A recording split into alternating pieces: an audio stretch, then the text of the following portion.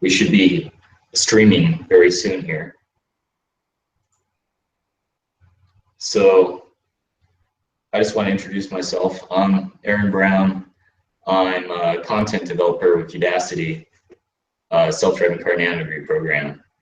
And today I just want to give you a basic walkthrough of how to do the first project, finding lane lines. And just wait to see if the stream is starting yet.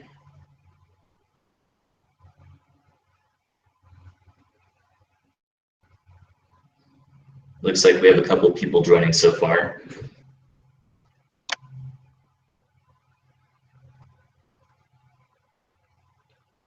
And I know there's a little bit of lag between. Okay, it looks like it's coming up now. Awesome. Let's go ahead and mute that. All right. So let's go ahead and introduce myself again. Hey everyone, my name is Aaron Brown, and I'm a content developer at Udacity's Self-Driving Car Nanodegree program. And today we're just going to do a basic walkthrough of how to do the first project, finding lane lines. So let's go ahead and get started. I'll go ahead and share my screen.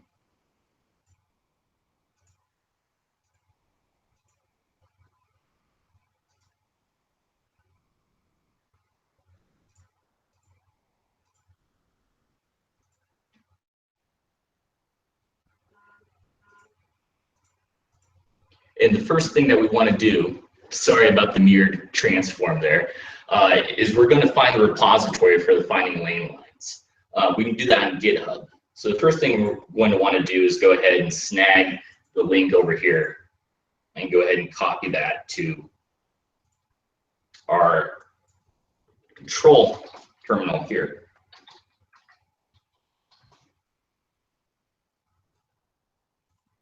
And I went ahead and already did this, so we can go ahead and open it up and check it out. If we take a look at it, we'll see quite a few different files. The main one that we're going to be working with is the P1 Jupyter Notebook file.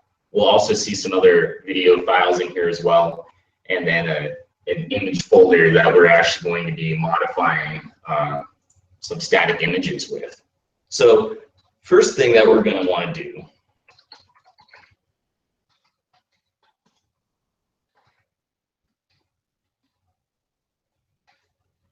is go ahead and boot up the Jupyter Notebook.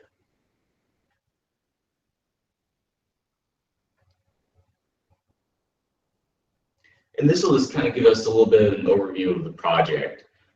The first thing that we're going to be working with here is just trying to draw these individual line segments. And then once we have that working, we're going to actually be creating single left and right lane markers from that.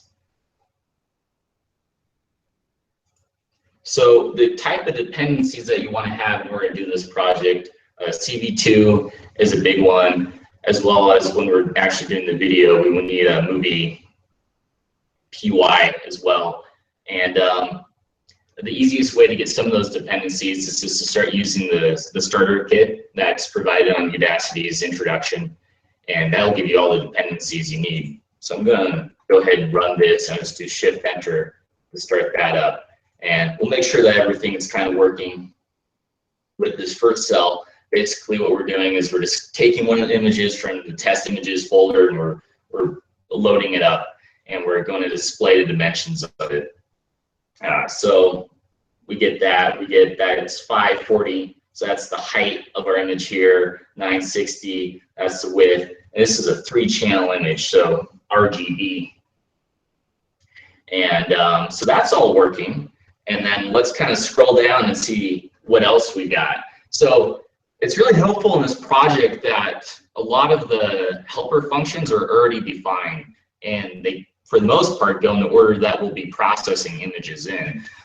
Yeah, the first thing that you're going to be doing is you're going to convert the image to grayscale, so from a 3-channel RGB to this 1-channel. Doing that process is going to help the canny transform, because that's just looking at the gradients, it's just looking at the contrast, and so that's just going to be focusing on 1-channel image right there. The Gaussian blur is nice to have. This is something that we do right after doing the grayscale. The reason for doing that is just get that blurred effect, that average effect, and that'll make sure that we're only focusing on strong contrasting boundaries instead of all these kind of weaker, noisy boundaries that we might find as well. We'll notice that region of interest is actually quite important for this particular project. And that's just doing a basic crop of the area of interest. Draw lines is a big function that we're going to be modifying near the end. Right now it's just doing basic connections, and that's what's creating the line segments. But at the end, we're going to be finding just one x1, y1, x2, y2 pair per left and right, and drawing those. Huff lines is actually what's doing the line calculations, and later in this walkthrough I really want to kind of talk about how Huff lines is working, because that's very good to understand, especially if you want to pick good hyperparameters and just have it's just good to have a basic idea of what's kind of going on under the hood. But that, you'll notice that this is calling the draw lines function up above. And the last function that's very useful to have here is just the weighted image. It's just to do an overlay, so we can overlay the original image onto our lane markers. So that's all our helper functions. Let's make sure we've got those activated. So I just did Shift Enter, now they're all loaded up. Let's go ahead and take a look at some of the test images. So what happens if you run this right now? We'll just get the names of all these files that we have in test images. So let's say if we want to manipulate them, we'll do files, and now just create a list of all these names. And maybe what we want to do right now is load up the image.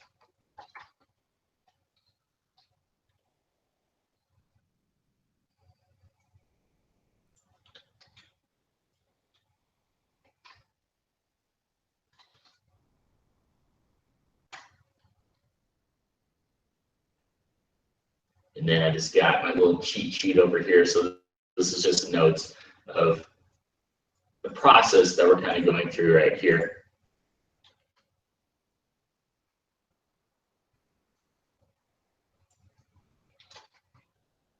I think this will be a little bit easier down the road. Let's call it in.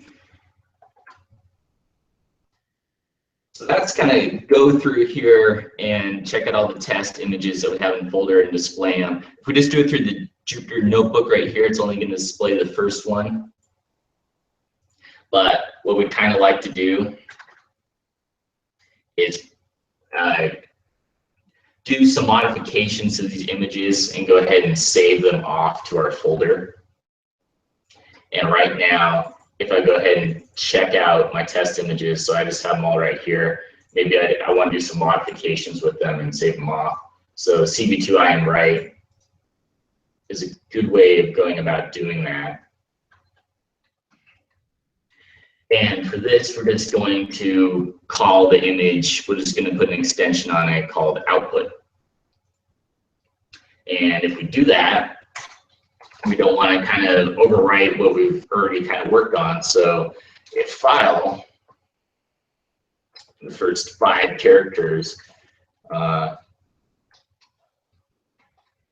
equal output, and we'll work on it.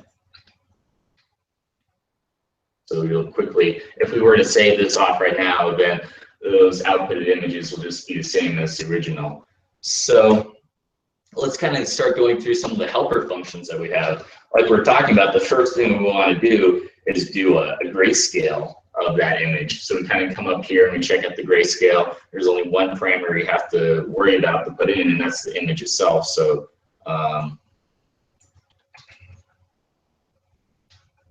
go ahead and put in grayscale here, image. We'll go ahead and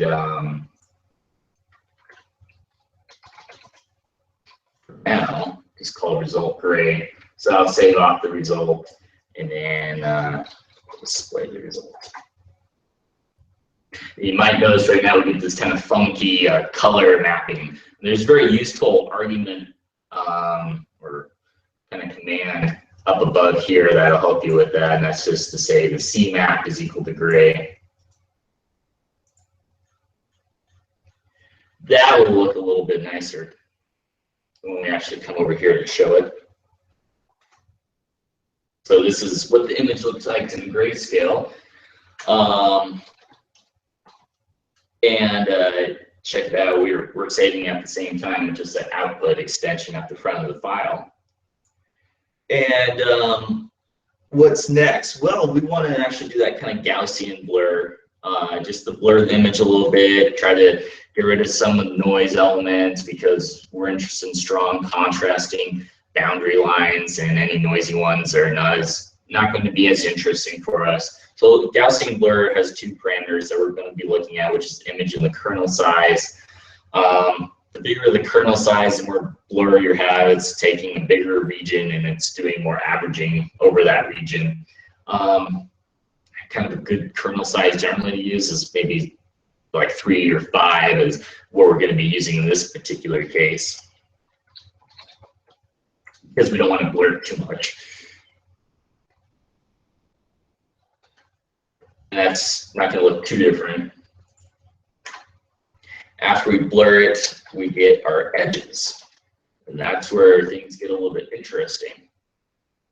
So edges is going to be generated by the canny function up here. That's just going to take that blurred grayscale image and do some thresholding on it. So it's basically just going to be looking at it's going to create a binary image by looking at the strength of the pixels. So if they're in between the low and the high threshold, they'll become 1, otherwise they'll become 0.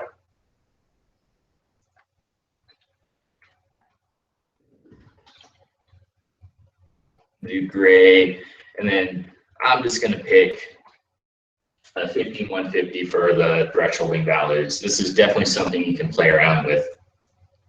And then for now, our result is going to be edges. So we get this kind of cool looking binary image result from doing that. And yeah, once again, we're just kind of saving these off as we go too. And they just get overridden each time I run them, which is nice. So we can kind of see how the process is going there.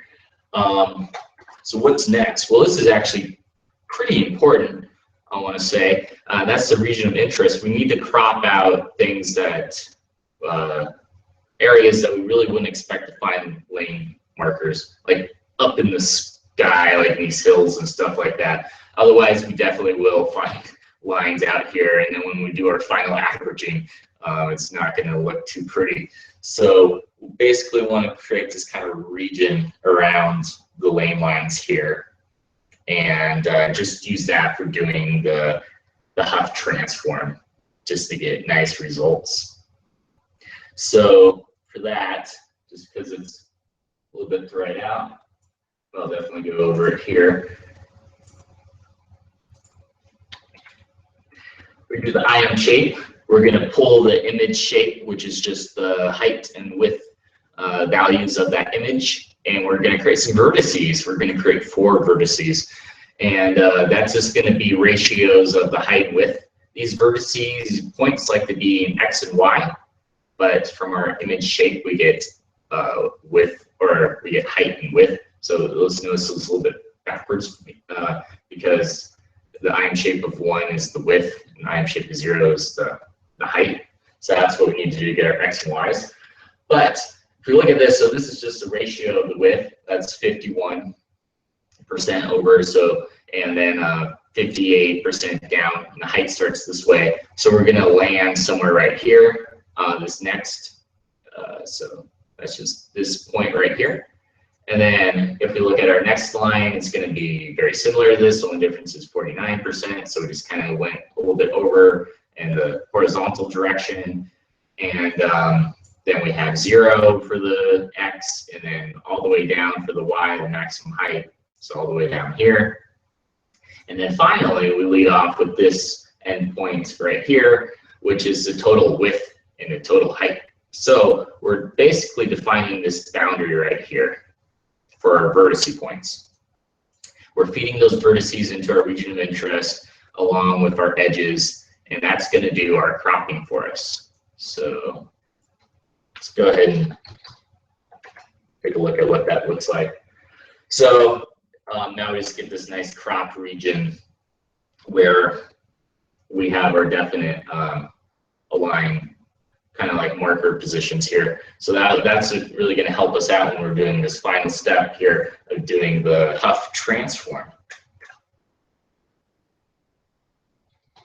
So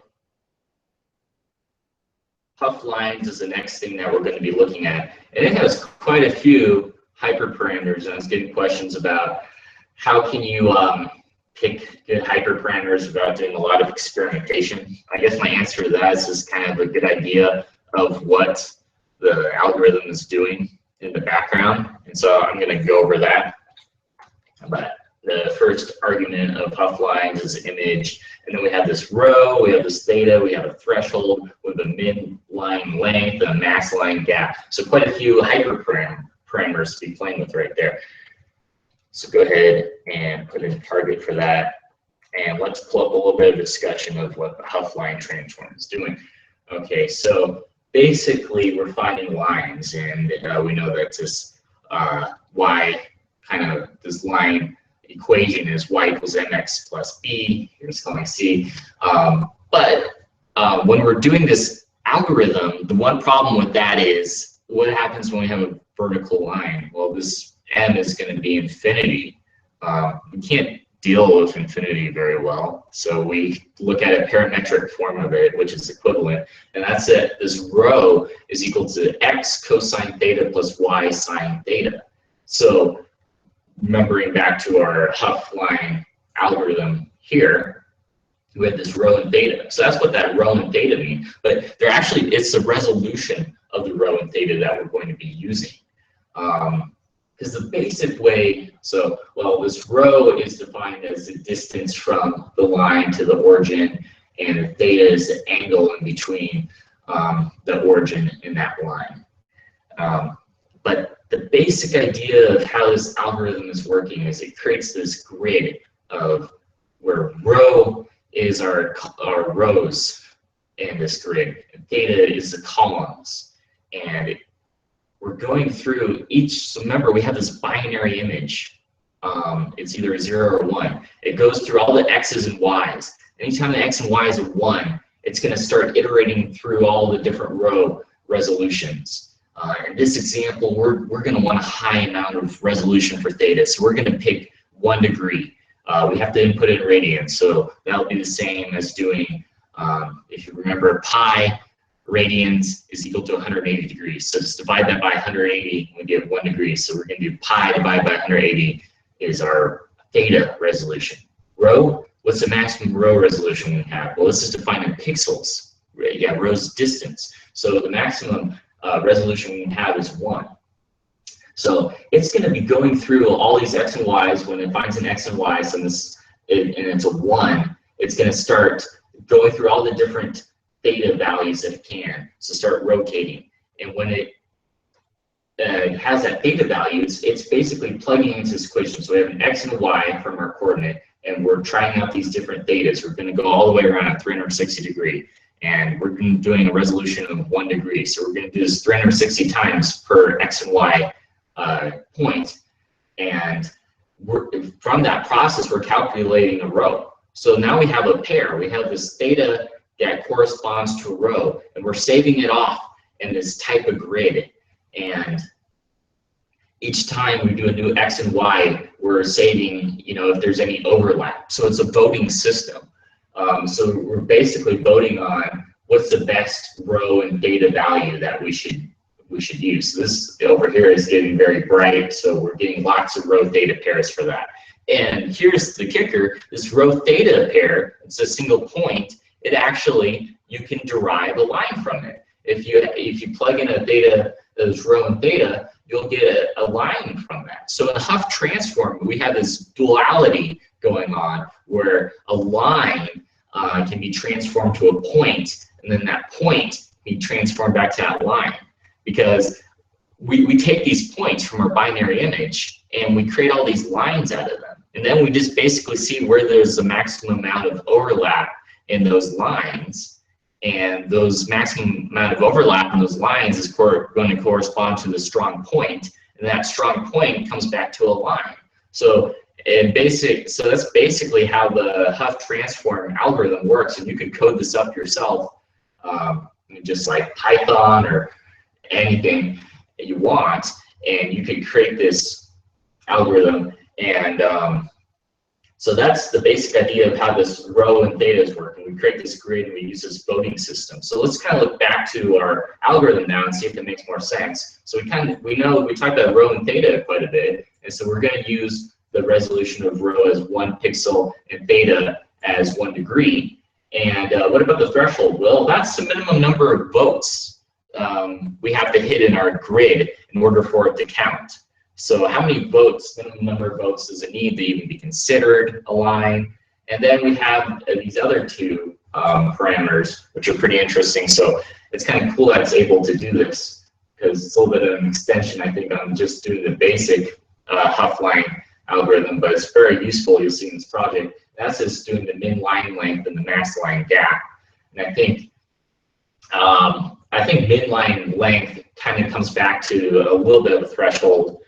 Well, I think what it does is it kind of like tests out the line in the image and actually sees if it meets these requirements or not, from doing these other values, which are just related to the grid itself. And these are more things I guess you have to maybe play around with, but it definitely helps to understand how the Huff line algorithm is working if you kind of want to pick these hyperparameters. So let's kind of come back here and fill in the rest of our hyperparameters that we have here. Let me just go ahead and copy and paste this guy in. And I'll be using these particular values.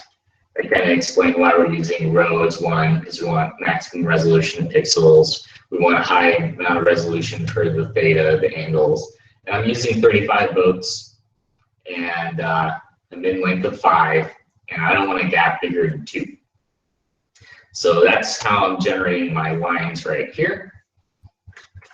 And once I get the lines, we're using that kind of final function that we were talking about earlier, the weighted image. And we're just going to take our lines and our original image, we're just going to overlay the two on top of each other.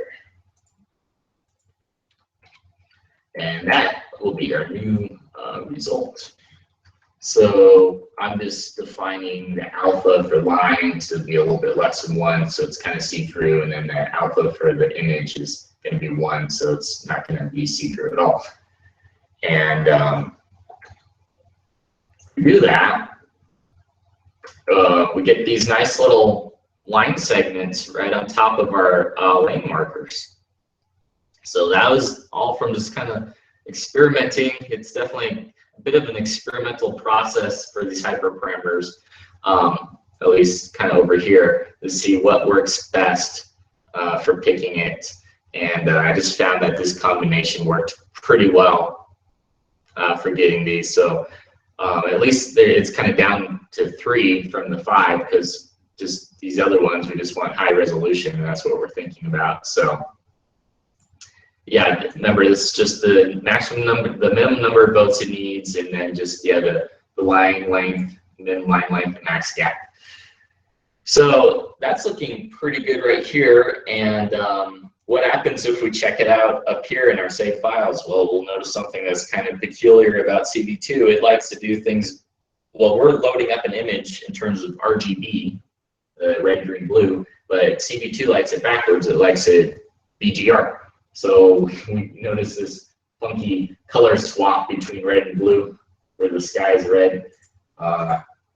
So I'll show you like how to do a quick fix on that right now. You'll notice that it displays fine over here. So maybe we want to keep displaying it right here, but if we're saving off these files, here's something that's pretty good to do. And that's just taking the channels and splitting it up from CV2, so we get the RGB, and then we're just going to merge it together but backwards, so BGR. And it'll still display fine here, but it'll fix the coloring in these. So these are all looking pretty good for just our static images. We're getting our line segments out. And so yeah, we're making good progress here on just the test folder images. What's the next step after that? Well, after that, we're actually working with video, and it's not too difficult to go from images to a video, because the image is just made up of a bunch of the video is just made up of a bunch of images. So for the most part, everything we did here, we can just kind of copy and paste it down into our processing section. This is the main part of it, where we first grab the image and convert the grayscale, and then we end by doing our overlay between the lines and the image. Because we already have the image defined here.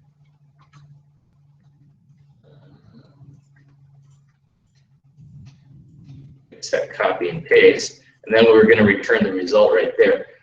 So all we do is just change out the image, and that'll be our processing. And that's being called per frame right here. Now if we boot that up, we're going to grab one of the videos that we have in our folder, solid white right, and we're going to process it based on our per frame process algorithm here.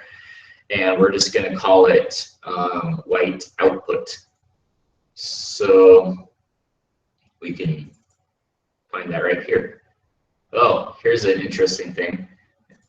We're seeing the line markers move, but not the background image.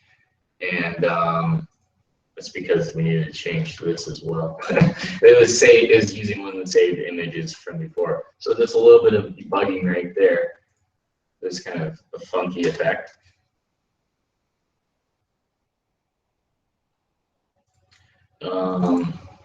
Yeah, so here's our video, and it's looking pretty good. It looks like we're doing this overlay nicely on top of our lane markers, and I'd say it looks pretty good. What's this next step after that? Well, the big part of this project is doing the extrapolation of those two final left and right lines. So we're improving our draw lines function. Other than that, there's two videos, and I'll talk about them a little bit. I'm not gonna go through each one, but I'll give some tips and tricks. But let's talk about how to improve the draw lines function right now that we have the video working. So we kind of talked about it earlier, that draw a line. So we got all this space right here that we need to fill in. But Hufflines is calling it. So what is Hufflines doing? Hufflines is generating a list of lines, or a list of these points. There's 2 points, the start point and the end point. That's what the Hufflines is returning. And it's saying, okay, I'm generating these lines, and I'm going to hand it off to you, draw lines, and I want you to draw these lines on this kind of like blank image template that's being defined by this NP0s. In the basic terms of draw lines, it's saying, okay, I'll take each of those lines from those list of lines. Let me go ahead and check out the x1, y1, x2, y2, the start and end points. And all I'm going to do is I'm going to connect a line in between that start point and that end point, and I'm going to hand it back to you. So what does that create? It just creates a bunch of line segments. But we don't want a bunch of line segments now. We want just 2 lines, one final left and one final right line. So the basic idea is, yeah, we're going to stick to going through, iterating through each of these lines, but we're going to be kind of storing some different things. So here's kind of my recommendations for doing it. You want to kind of create these right and left center lists and right and left slope lists. So these are the things that we're going to be calculating. And so if we look at this, we kind of have 4 lists. So we're going to still go through our iteration of 4 line and lines, and we're going to have these lists. So these lists will kind of be saved up here outside the lines. the for loop for the lines. So it's just the right slopes. So RM is right slopes, LM is left slopes, RC is right centers, and LC is left centers. So iterate through each line points as we're doing here, the X1, Y1, X2, Y2.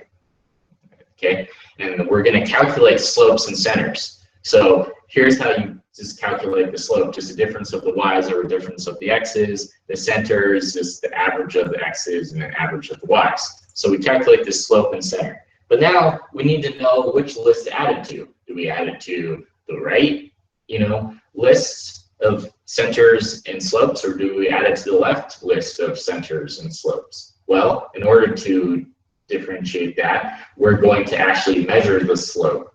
And while we're measuring the slope, I want to put out there that you can actually throw out bad slopes. What's a bad slope? Well, if we're kind of looking at this, we expect slopes at a certain angle, right? So we wouldn't expect a slope that's super vertical. We also wouldn't expect a slope that's super horizontal. Just doesn't make sense in this context. It just is too extreme. So we can, if the slope is an extreme value, we can just ignore it and throw it out. But otherwise, if it fits within some range, and we can add it. So, for example, if we're looking at this, we'll notice that the left slope has like this positive slope, and then the right has a negative. So that's one way to differentiate it. So we could look at this range and say, okay, well, if I'm within this range of positive values, then I'll say it's the left, or if it's in the range of a negative, it's the right. So we can do that to actually figure out which list to put it into. And after we have it all added in our list, we can actually go ahead, we have all our lists filled out per line segments. And then we can just average over all the right, left, center, and slope values to get a single center and slope value. So this is just a quick way, and using Python syntax, how to do that is to get an average of the right and left slopes by using all our captured slopes. And then same thing for the centers. So using all our captured centers, observed centers, find one final right and left center. And then we're almost done. We just need to specify some line height. So in this example, maybe it's a halfway point of image's height. And then probably just draw the line on the bottom.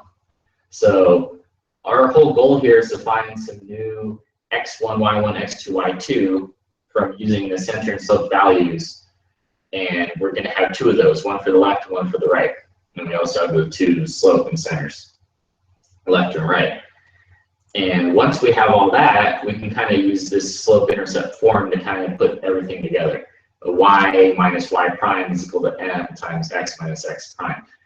We know the x and y. Let's just say it's that center position that we found. We know the m, it's the slope. So it's what we calculated up here. And if we want to, so if we know all those, then we're just looking at how can we relate y prime and x prime? Well, we know the relation from the math here. So we just sort of define what y prime is up here. Let's say it's this halfway point in the image. So if we plug that in for y prime, we get this x prime. So that would help us fill out these coordinates here for x1, y1, x2, y2. And same thing with the bottom of the image. If we plugged in like the maximum height down here, like 540 into y prime, we'd also get x prime out. So using just this math here, we can calculate all our endpoints that we need. And then just draw and connect them exactly like we're seeing happening with the CV2 line function. So at the end of the day, we get these 4 points. We get a point right here and a point right here. We draw a line between them and connect them. I'll use this as a reference. We get one right here, and get that left line. And for the right line, we get one right here and here and draw that. So that's the basic idea of how you'd extrapolate and average these final lines onto the image. So I think that pretty much covers everything I wanted to cover for this first project here. We kind of went through how to load up the test images and work on them, save them off to a folder, process them, and then we even took that and applied it to a video. And we went over the basic idea of how you do this extrapolation as well. And then you can apply that for a video as well. What are some extra tips and tricks? Well, a good one I thought was making sure that you're doing that that line, looking at the slope range, and you're throwing out anything that's horizontal or too vertical. That'll be a big help. And then also color thresholding. Now we didn't talk about it here, but the lesson is definitely a good place to grab the code. And even just doing pure like RGB will help you a lot. For example, if you're trying to get good results on the final challenge video in this case. But just, yeah, make sure you add in that color thresholding. And I remember that in the challenge video is also a little tough because you have the hood of the car showing up in the video. So you can either try to crop that out, or I think if you do your slope range thresholding well, you'll basically ignore that hood of the car as well, because the lines that it's generating are a bunch of horizontal lines. So that's some tips and tricks for that. We also went over kind of the Huff line transform of what it's doing under the hood. And it's just this voting system where we have a row and theta grid, and we're looking at where there's maximum number of overlaps. And yeah, so at this point, I guess I'd just like to open it up for questions. And I'm going to try to see if I can go back to the YouTube channel without getting the super mirrored effect here. So just kind of check out some of the questions right here.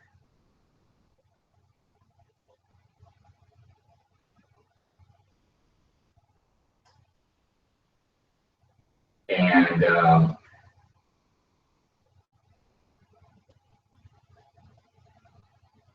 so let's see. Alan says, I've done the project. I'm just interested in setting the curves in the challenge video. Will that be covered?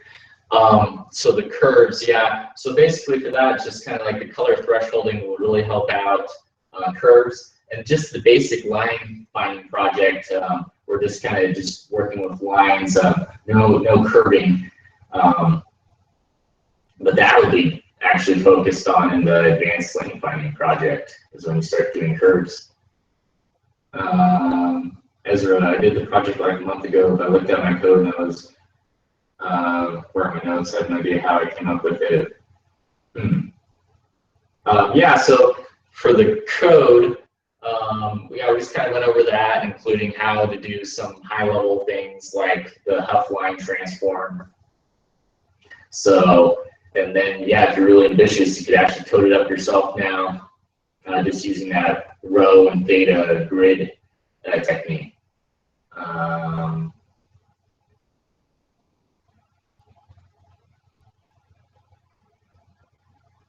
We have some comments. Okay, how about smoothing the result based on historical calculated lines? Yeah, that's definitely a good thing to do. Actually, in the advanced lane finding project, you create a pipeline that does exactly that. So you then start doing smoothing, which will actually be give you very nice results. But in this just basic introduction, it's not really done. But it'll help you get ready for the advanced lane finding project, I would say. Can we use neural network to predict the lane lines? Yeah, once again, it's kind of a thing for the advanced lane finding. There's definitely some good avenues you could travel down where you're doing more advanced concepts for doing the thresholding and creating those binary images. And I would think a neural network would actually do quite well for doing a feature extraction and creating what it feels is important pixels. But yeah, I feel like it's an advanced technique for sure. I think it'd be cool if someone tried it out for advanced lane finding. For this particular one, I guess it could be done as well, but up to you. Let's see. Yeah, for the video, what about, so Samuel, for the video, what about the previous frame versus current frame? Yeah, definitely along the lines of creating a pipeline that's smoothing. Another thing that's covered in advanced lane finding is you definitely look at the history of other lines that you've detected. And yeah, it's definitely a good technique if you want to do smoothing. I mean, just as a basic example, if you were to save off the lines, so like your final extrapolated lines, you could save like a list of them and say, I'm going to average over the last 10 and get like my center and slope positions. And you'll actually find this looks a lot cleaner and smoother than if you're just doing it frame by frame. So yeah. Zizu, hi, I was late for the first 30 minutes, just wondering if there's anywhere we can find the code who's gone through, or is this video been posted online? Yeah, so the code, this video will be saved off, so you can just kind of go through it yourself. And like I was pointing before, everything I was using as a base template is just open on GitHub. So you can just follow the link there. Of course, can we use filters to reject lines that are not likely and assume we are always relatively well-centered in our lane?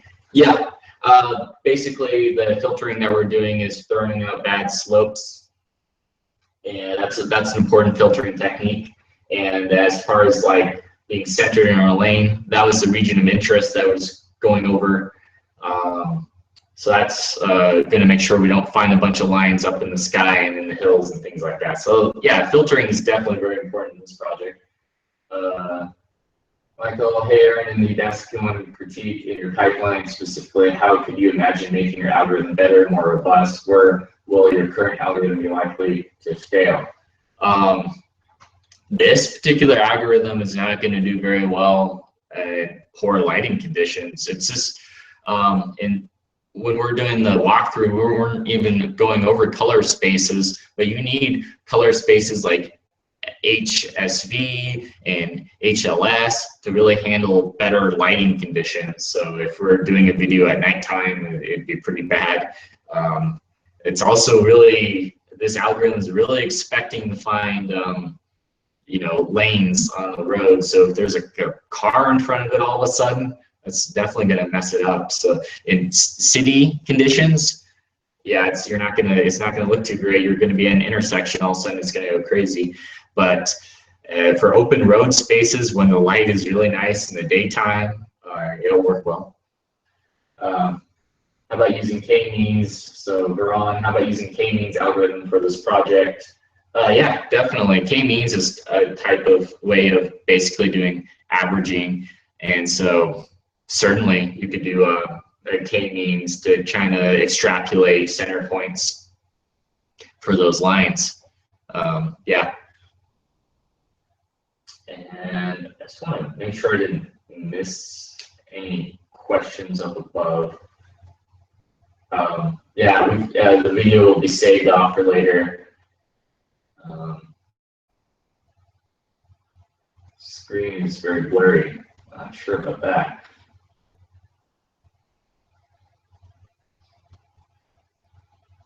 So it looks like I didn't see any other questions up there. So, Thomas, what would be a more robust idea for defining ROI?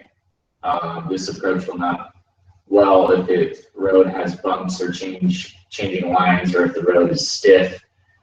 Yeah, so well, for this project, we can't really measure curvature at all.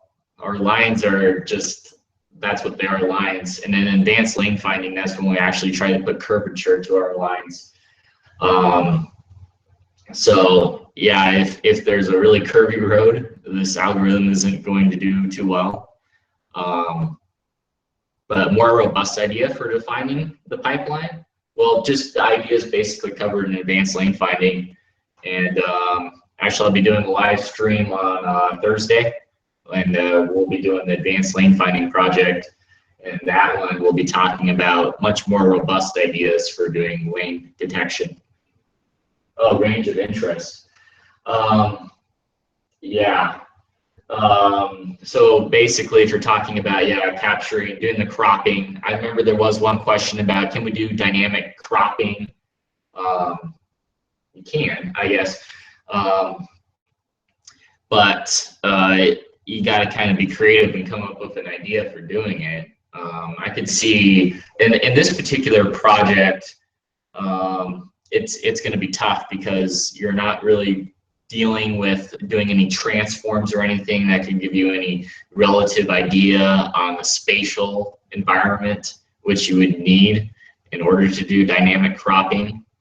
But in advanced lane finding, I could see some ideas for how you could do some dynamic cropping by doing some transforms first and trying to get ideas of where those boundaries, where you have good boundary lines, and that could lead to some cool dynamic cropping, I feel like.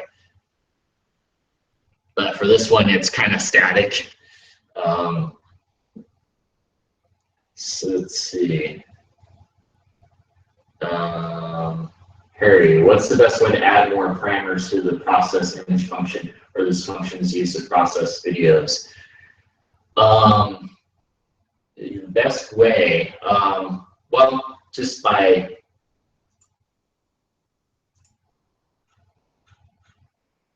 adding it in here, and then that'll work. I think it's kind of interesting how this particular function is set up with this clip F1 image process image, because it's not actually taking any parameters in right here. I need to probably experiment with it a little bit. But it seems like, I feel like what would happen if we just kind of set some unknown parameter here. I wonder if it would yell at us or not. Yeah. Missing one required positional argument test. So I think, let's just try this out real quick.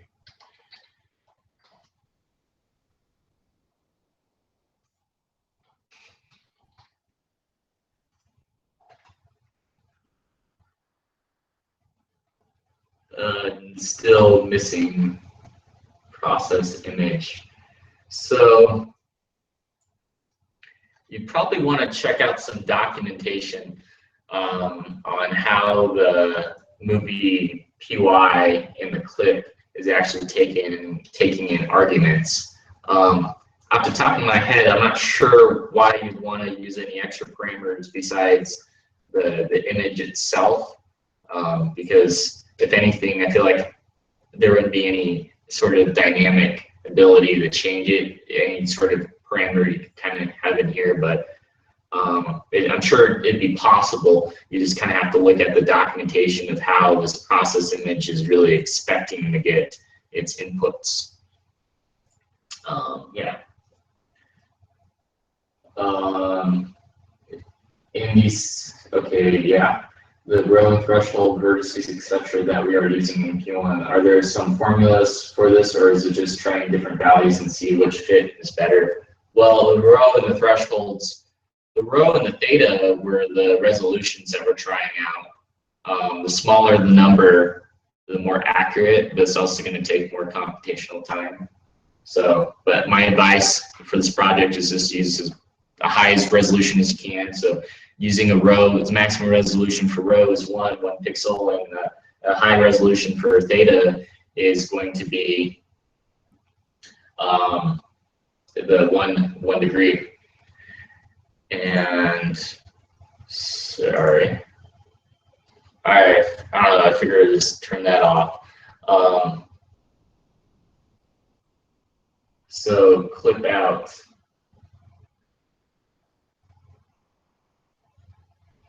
And process image run label debug. So I think that was in response to the last question about doing multiple parameters for the process image.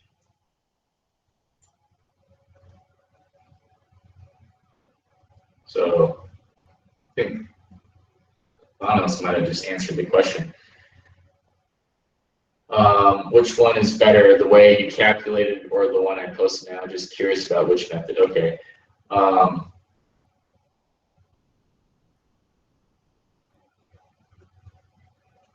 For expanding the process image. Okay. So looks like that is answering that question up above for doing the process. Might go back while we're doing this. Region selection vertices.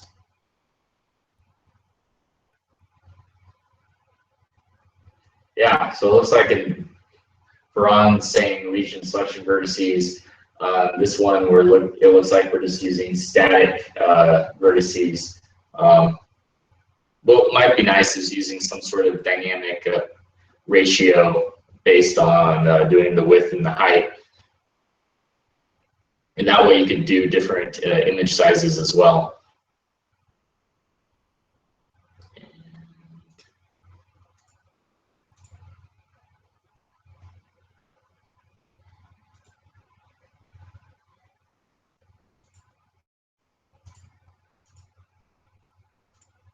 Kind of come back here. I guess I kind of wanted to show this real quick. Why is that region selection important? What happens if we didn't do that? So if targets is equal to edges, what happens? We get line segments all over the place. Yeah, so for this project, it's pretty, it really likes to have this kind of defined cropped region in there, or we're going to get lines up in the trees and everything. I remember saying that, yeah, good filtering, so slopes like this slope right here, maybe it's too vertical. Definitely ones like this is way too horizontal, so you could like automatically throw these out when you're doing the final draw images, and that's going to help clean things up a lot.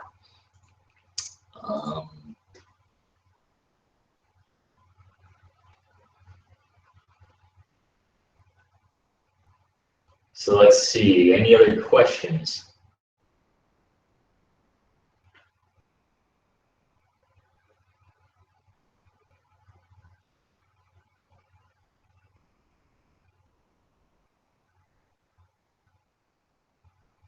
I see that mirroring effect now. So might be best just to go back here and stop sharing the screen, but let's see.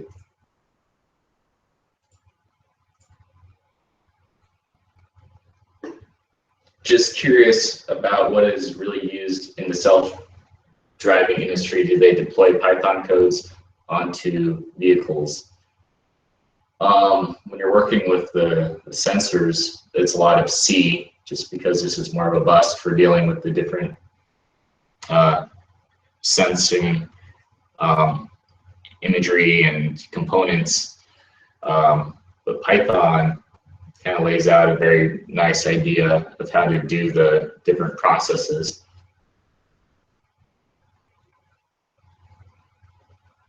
And C will be covered more in the next section as well.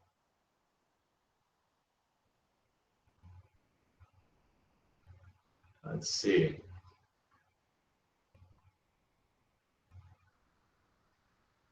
Yeah, C++.